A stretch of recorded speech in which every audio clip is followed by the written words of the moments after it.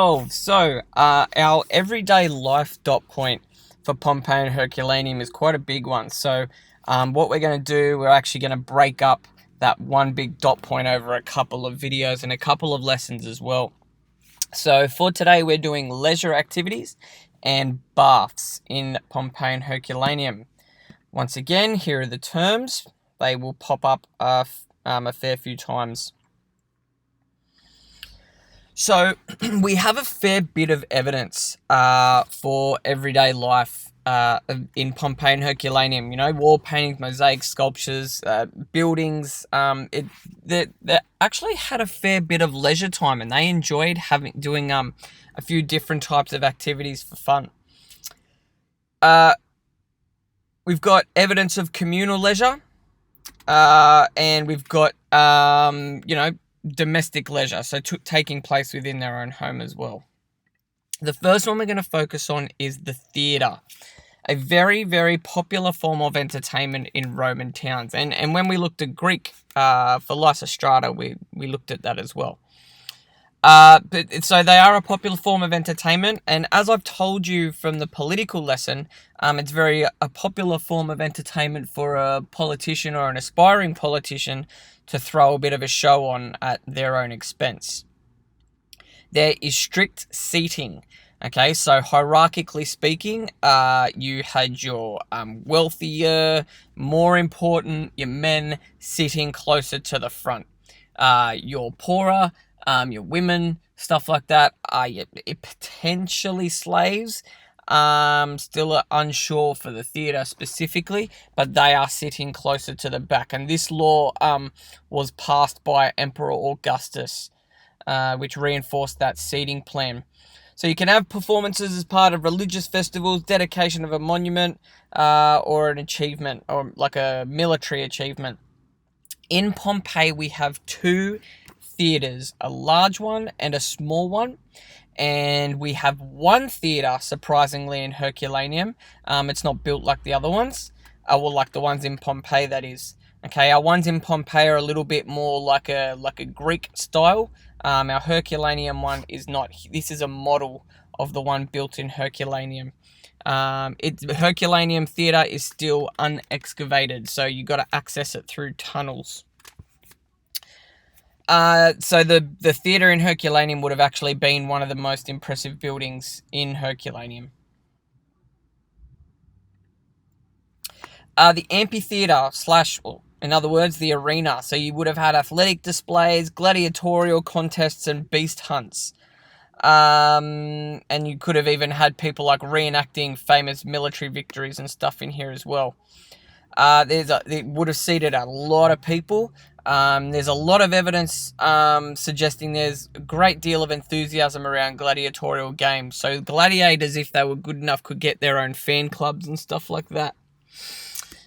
Here are the reasons here for why games could be held. Once again, could be very much like a public kind of thing. Come down, paid for by such and such, and people come down and have their entertainment.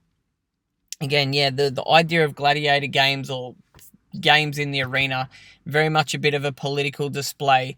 Could also be used as a little bit of a distraction from other things going on. We don't have an amphitheatre in Herculaneum, but some evidence suggests that they could have done some gladiator fights in the Forum, which we haven't excavated, or potentially in nearby towns. The Palestra, which are essentially our ancient gyms of Pompeii and Herculaneum. Okay, they've essentially got a bit of a sports ground to go and practice and train, and a couple of different types of activities could be done there. Many of them, or a few of them, have toilets connected to them. Some of them are connected to a pool, and some of them are connected to the bathhouses, which act as almost saunas. So really, this is almost like your convenient, training and well-being kind of place. Open to the public, exercise appearing to have been highly valued from what we can look at it as well.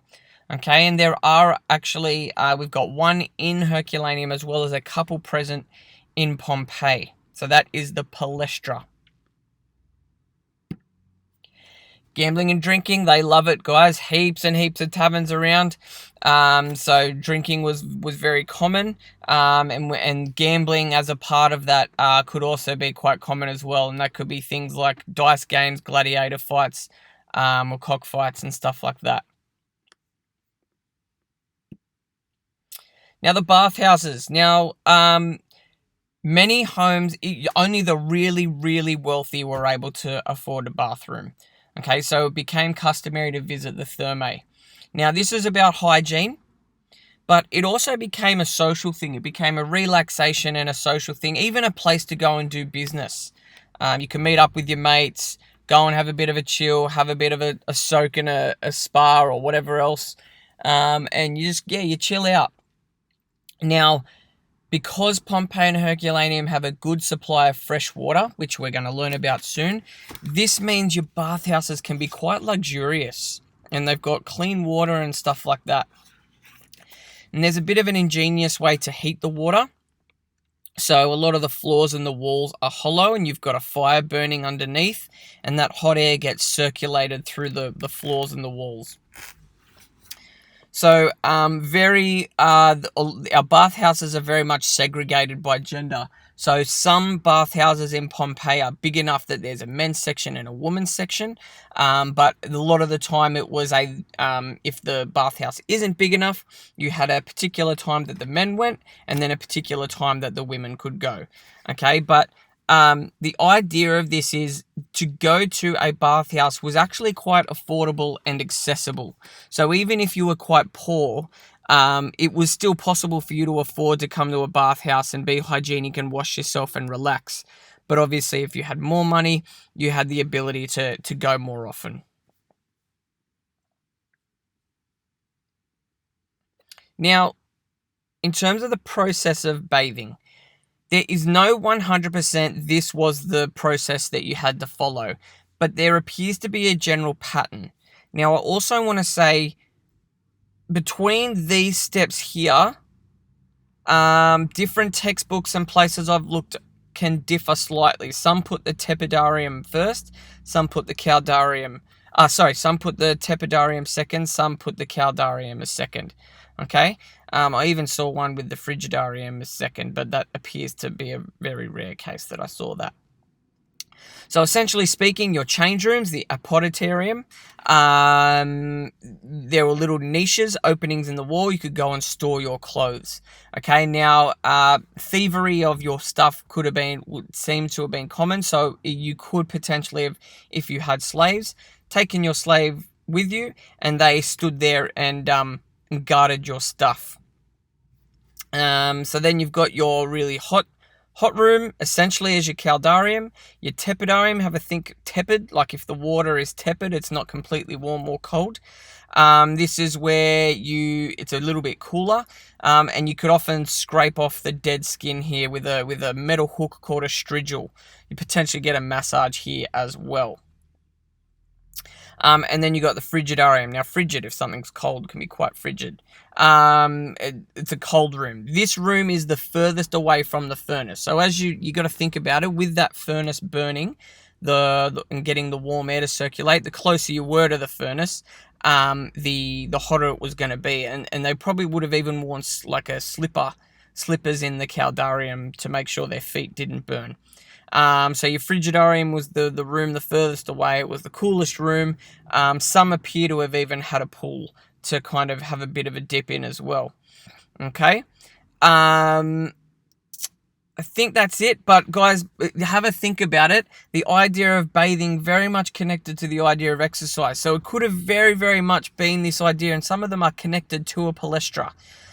So it's not out of the ordinary that you could go have a bit of a wrestle with your mates, a bit of a run, bit of a javelin or discus throw, and then nick off with the boys or the girls to the bathing places, the thermae, and have a bit of a soak, a bit of a chat before you went on your way. Okay, so guys, nice quick one here. And for the lessons, we're going to look at some of the actual photos in a little bit more detail.